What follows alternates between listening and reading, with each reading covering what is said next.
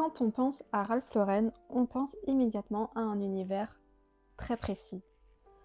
Les polos impeccables, les chevaux, les grandes maisons américaines, bref, une version presque idéalisée du rêve américain. Et ce qui est intéressant, c'est que Ralph Lauren n'a jamais grandi dans ce monde-là. Il ne vient pas de l'élite, il n'a pas étudié la mode. Alors aujourd'hui, on va s'intéresser à un garçon venu du Bronx, fils d'immigrés, qui est devenu l'architecte d'un imaginaire entier.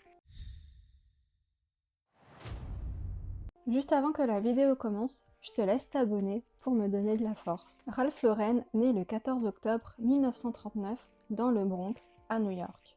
Son vrai nom n'est pas Lauren, mais Lifshitz.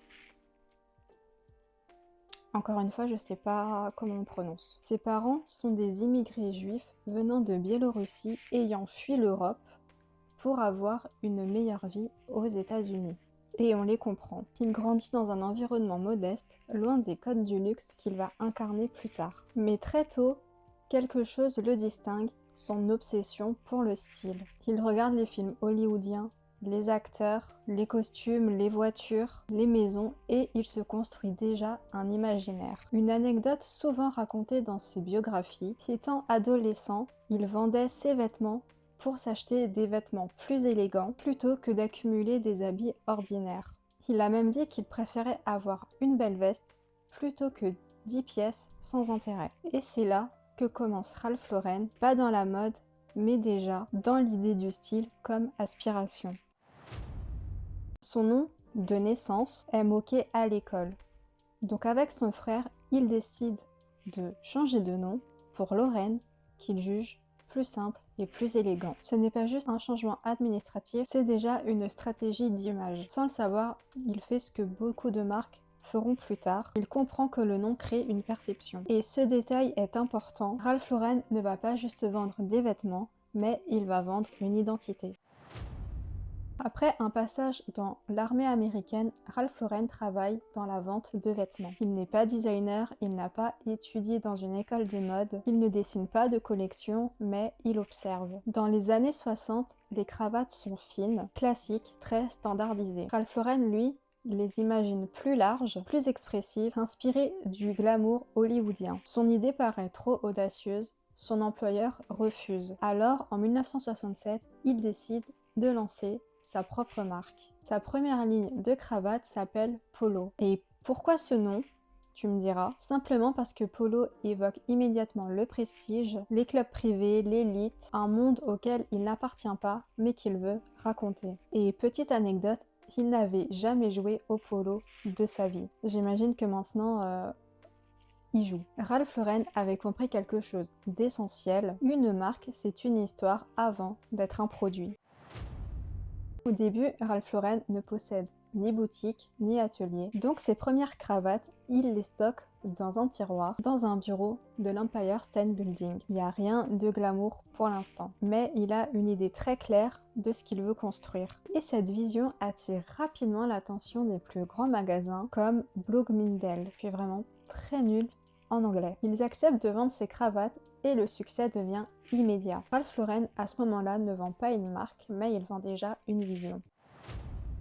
En 1972, il lance le produit phare de sa collection, le polo. À l'époque, le concept est simple, mais révolutionnaire. C'est un t-shirt en maille qui existe en 24 couleurs avec un logo brodé. Et surtout, le petit logo, c'est un petit cavalier qui joue au polo. Et ce logo devient rapidement un symbole mondial. Mais ce n'est pas juste un vêtement, c'est une uniformisation du style préppy chic américain. Dans les années 70, Ralph Lauren ne vend plus seulement des vêtements, mais il vend une esthétique. En 1974, il habille les acteurs du film Gatsby le Magnifique. Le film devient une vitrine gigantesque pour la marque. Les costumes donnent l'illusion du luxe ancien et d'élégance intemporelle. En réalité, beaucoup de ces pièces viennent de sa collection contemporaine. C'est là qu'il devient très fort, il mélange passé, présent et fiction. Plus tard, l'influence dans le film Annie Hall contribue à imposer une esthétique relaxée mais chic. Maintenant qu'il est bien établi, Ralph Lauren comprend quelque chose de fondamental. Les gens n'achètent pas des vêtements, mais ils achètent une version d'eux-mêmes. Ces publicités deviennent alors très reconnaissables. Les grandes maisons en bois, les chevaux, les voitures anciennes, les universités prestigieuses, la famille. Ils ne montrent pas des vêtements, mais ils montrent une vie. Et cette vie devient désirable. C'est exactement ce qui transforme Ralph Lauren en marque culturelle.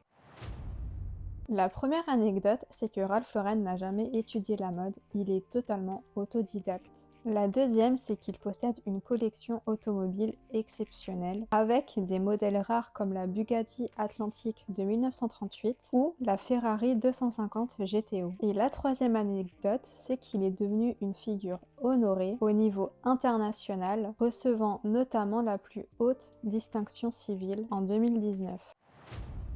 Pour moi, ce qui est fascinant avec Ralph Lauren, ce n'est pas seulement la mode, c'est qu'il a réussi à créer tout un univers autour de ça. Il est parti d'un tiroir rempli de cravates de son bureau à New York et il a construit un univers dans lequel des millions de personnes veulent y vivre. Et peut-être que sa plus grande réussite, ce n'est pas sa marque, c'est qu'il a transformé une simple idée en un rêve collectif. Et comme il le dit si bien, la mode est éphémère, le style est éternel. Et encore aujourd'hui, ce rêve continue de se vendre dans le monde entier. Si la vidéo t'a plu, je te laisse mettre un petit like et me dire ce que t'en as pensé dans les commentaires. Je te laisse t'abonner pour d'autres vidéos et je te laisse mes réseaux sociaux juste ici.